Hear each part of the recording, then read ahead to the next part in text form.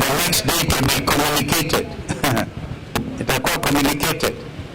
Na sisi tukasema hiyo date ni communicated leo ama kesho, isipokuwa communicated. Hata kama kuna communication, tumeamua kwamba Ijumaa wiki hii tutarudi hapa. Therefore, if you want to communicate the date of the next meeting, it should be before Friday. Ikifanyika before Friday, tutakuja hapa.